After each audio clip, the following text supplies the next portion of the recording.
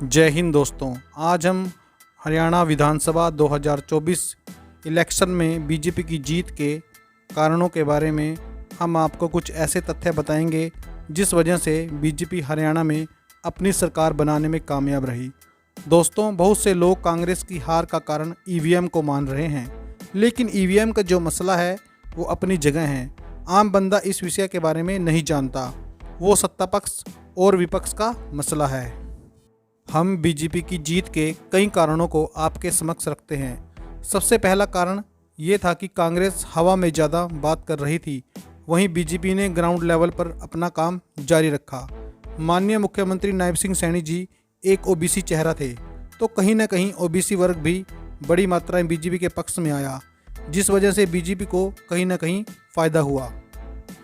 सबसे बड़ा और मेन कारण बीजेपी की जीत का था वो था डीएससी समाज, यानी कि डिप्राइव्ड शेड्यूल कास्ट।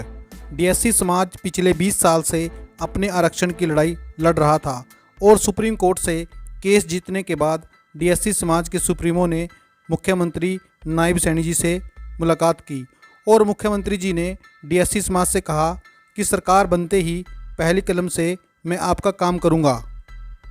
और डीएससी समाज ने इलेक्शन से कुछ दिन पहले जींद में एक बड़ी रैली की और बीजेपी को अपना समर्थन दे दिया।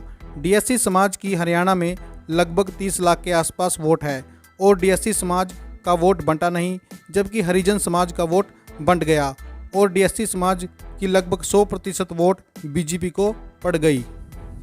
और डीएससी समाज के 8 विधायकों ने बीजेपी की ओर से हरियाणा विधानसभा इलेक्शन 2024 में जीत हासिल की, जबकि कांग्रेस ने डीएससी समाज के इस वोट बैंक और डीएससी समाज ने जो आपसी एकता दिखाई उसे इग्नोर कर दिया, जिस वजह से कांग्रेस हरियाणा विधानसभा इलेक्शन 2024 हार गई।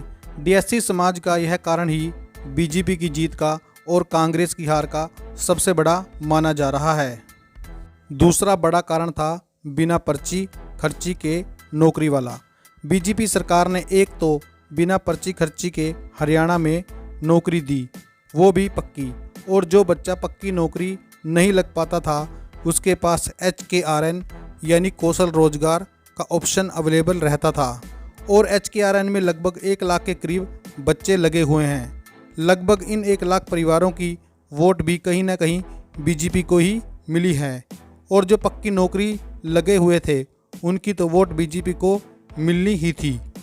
अगला कारण है बीपीएल परिवारों को राशन।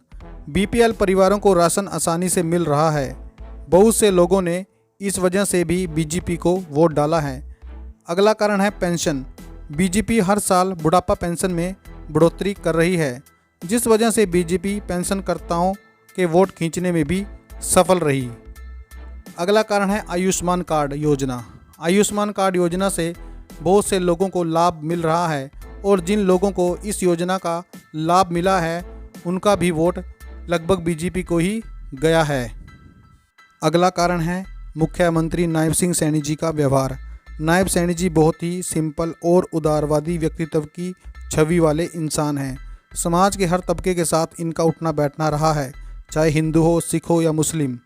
सबके साथ इनका मेलजोल अच्छा होने की वजह से भी बीजेपी के खेमे से कांग्रेस वोट खींचने में नाकामयाब रही है। जय हिंद।